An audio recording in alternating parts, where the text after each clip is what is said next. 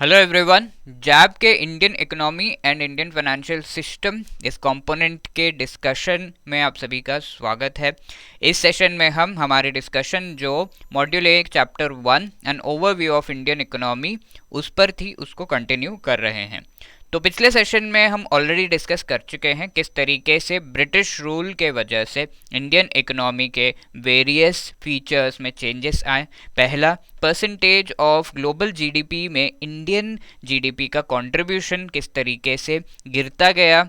आप अगर 1700 एडी से 1820 फिर 1947 तक देखो तो 3% पर ये आकर 1947 में आपको दिखता है। अब परसेंटेज ऑफ ग्लोबल ट्रेड किस तरीके से 33% से 3% हुआ और इंडिया की पर कैपिटा इनकम में ग्रोथ बहुत ही कम इन कंपैरिजन टू ब्रिटेन रही, जो कि 12% थी फ्रॉम 1600 टू 1947।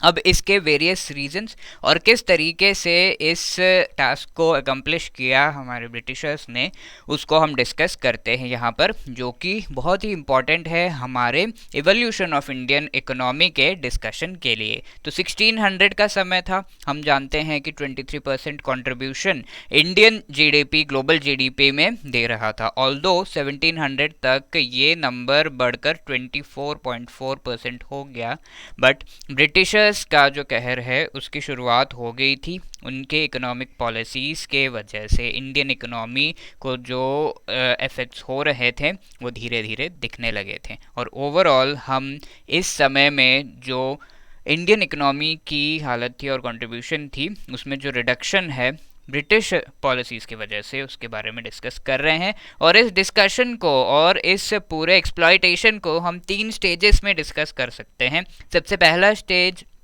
1600 से 1757 तक चलता है।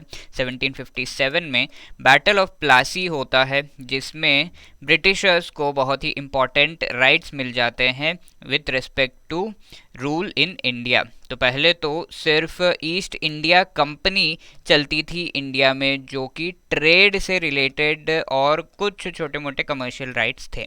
बट बैटल ऑफ प्लासी के बाद इसके पास पॉलिटिकल राइट्स आ गए, यानी कि जो एरियाज़ हैं उनका पॉलिटिकल और एडमिनिस्ट्रेटिव और इसके साथ में मिलिट्री, इससे रिलेटेड डिसीजंस अब ईस्ट इंडिया कंपनी ले सकती थी कुछ एरियाज से रिलेटेड। तो उनके राइट्स बढ़ गए, जिसके वजह से उनकी एक्सप्लॉयटेशन भी बढ़ गई। तो स्टेज 1 इससे पहले, बैटल ऑफ प्लासी से पहले का जो स्टेज था, किस तरीके से वहाँ पर ही शुरुआत हो गई थी एक्सप्लॉयटेशन की, उसको हम डिस्कस कर रहे हैं।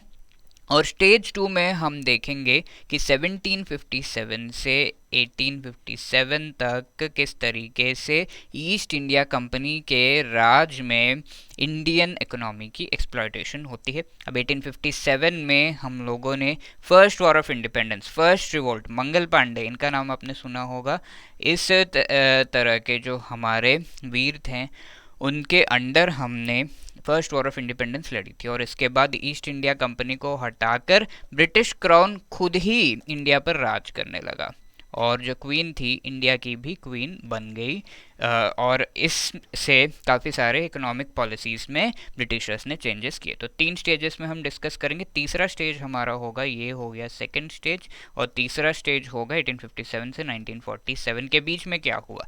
तो इसके जो ट्रेंड्स हैं उनको हमें समझना है, ये कैसे हुआ उसको बस हमें समझना है, बहुत डीप हमें जाना नहीं है। इस वजह से फटाफट से इस चीज़ को हम डिस्कस कर लेते हैं, एंड एट द एंड इससे कैसे एमसीक्यूज बन सकते हैं उनको हम फिल इन द ब्लैंक्स के थ्रू डिस्कस करेंगे। सारे के सारे एमसीक्यूज अभी तक जो भी हम इस चैप्टर में डिस्कस कर चुके हैं किस तरीके से बन सकते हैं उसको हम देखेंगे। तो स्टेज 1 में होता ये है कि इंडिया जो कि रॉ मटेरियल्स, अपने रॉ मटेरियल्स के लिए बहुत ही ज़्यादा फेमस है, जिसके वजह से अभी तक का ग्लोबल ट्रेड में कंट्रीब्यूशन आप देख सकते हो बहुत ही हाई रहा। 33%, लगभग 1/3 जो है ग्लोबल ट्रेड में हमें प्रॉफिट्स हो रहे थे, हमारी जो इनकम है वो हो रही थी। ये क्यों होगा? क्योंकि इंडिया के एक्सपोर्ट्स बहुत हाई हैं, और एक्सपोर्ट्स हाई होने का कारण क्या है? इंडिया के रॉ मटेरियल्स बहुत ही हाई क्वालिटी के हैं, राइट। तो इनको एक्सप्लॉइट करने आए थे ये ब्रिटिशर्स 1600 के टाइम पे, और इस एक्सप्लॉयटेशन में इनको इतने राइट्स मिल गए हैं कि जो भी इंडिया से रॉ मटेरियल्स जो हैं वो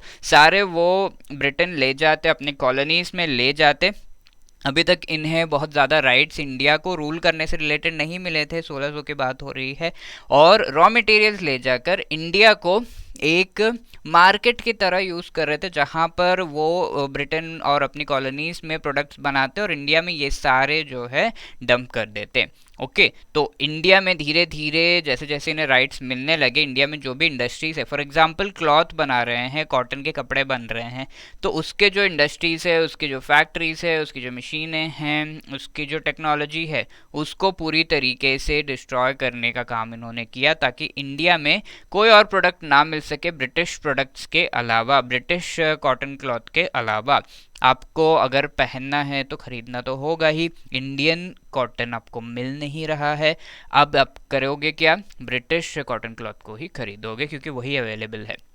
तो इस तरीके से जैसे जैसे इन्हें राइट्स मिलने लगे, वैसे वैसे इन्होंने एक्सप्लॉइट करना शुरू किया। तो ये चलता था, इंडिया से रॉ मटेरियल जा रहे हैं और इंडिया को जो है मार्केट के रूप में यूज़ किया इन्होंने, और इसमें जो है एक्सप्लॉयटेशन इनकी, हम कह सकते हैं कि इंडियन रॉ मटेरियल्स की इन्होंने बहुत ही हाई लेवल पे इस समय में की।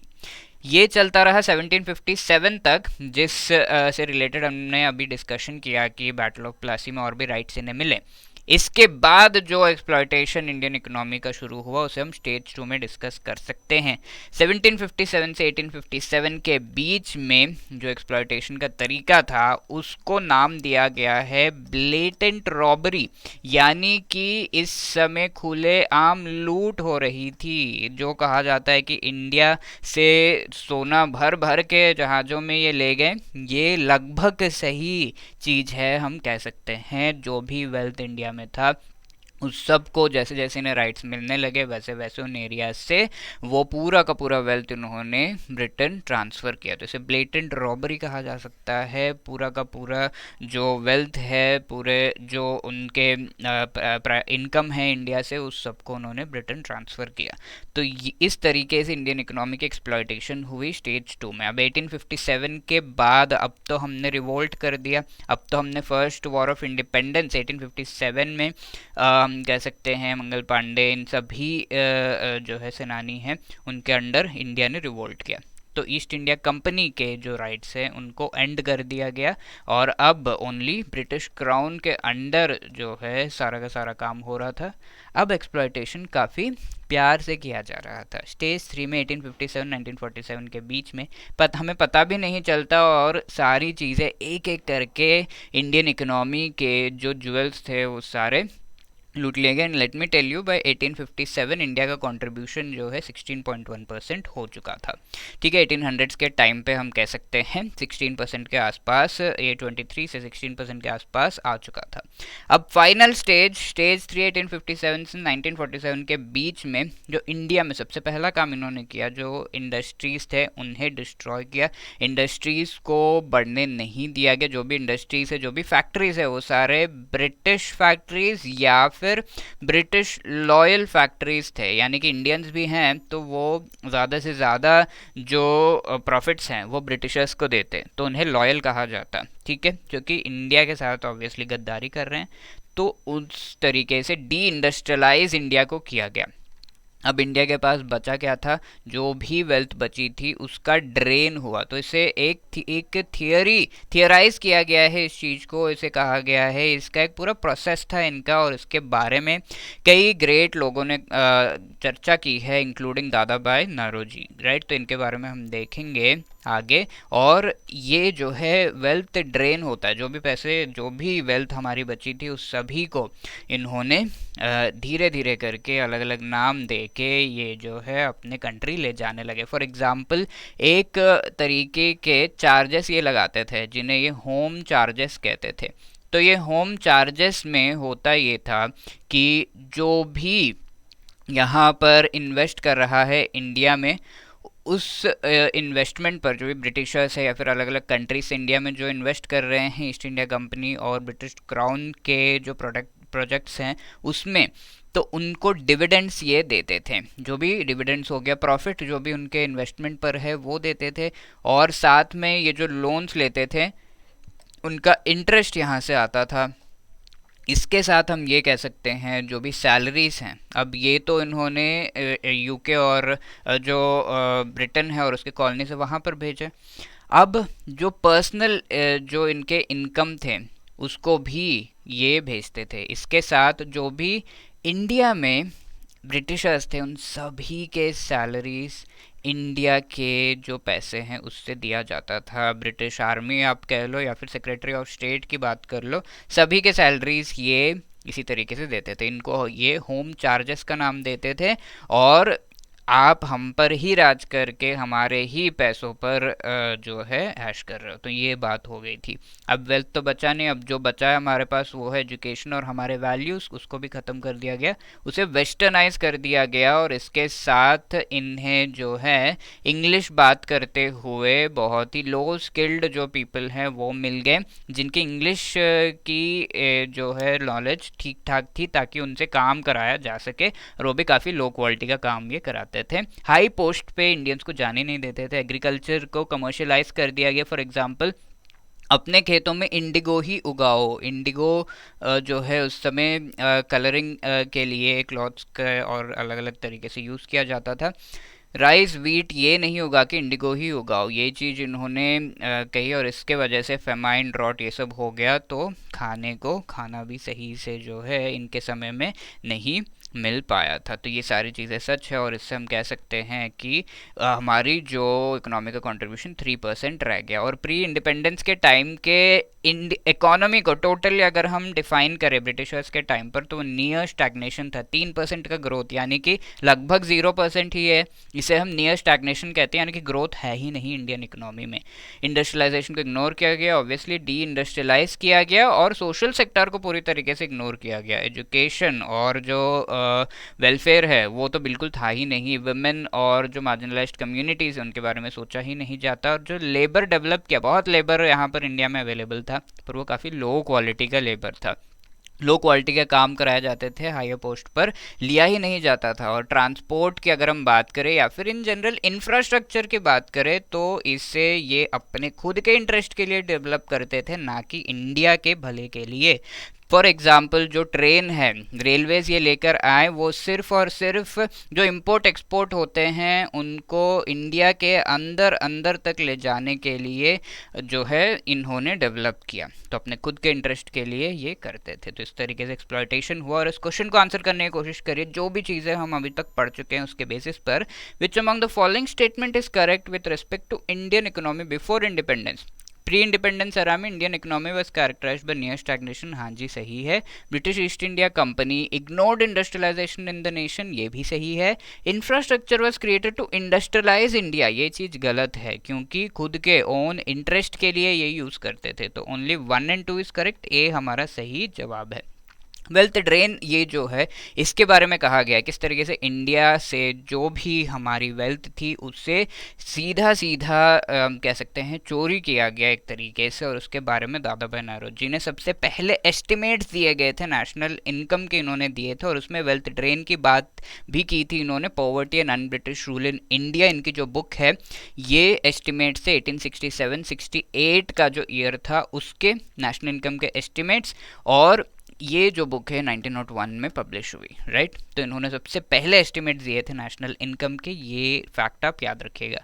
इसके अलावा फिलिप फ्रांसिस 1776 में इन्होंने क्या स्ट्रीम्स ऑफ इकोनॉमिक ड्रेन है, यानी कि इंडिया से जो इकोनॉमिक ड्रेन हो रहा है, जो पैसे ले जाए जा रहे हैं, एक तो ये डिविडेंड्स दे रहे थे जो भी इन्वेस्टमेंट इंडिया में किया जा रहा है, साथ में जो भी इनके रेवेन्यूज़ हैं उनको वो ब्रिटेन ट्रांसफ़र करते थे, और अलग अलग इनके जो कॉलोनीज है वहाँ पर भी ट्रांसफ़र करते थे, और पर्सनली ये रेमिटेंसेस भेजते थे। तो ये 4 तरीके हैं, 4 वेज में ये इकोनॉमिक ड्रेन हो रहा था, ये कहा गया फिलिप फ्रांसिस के द्वारा। हालांकि ये खुद भी जो पैसे ये लूट रहे थे वो अपने घर ट्रांसफ़र कर रहे थे।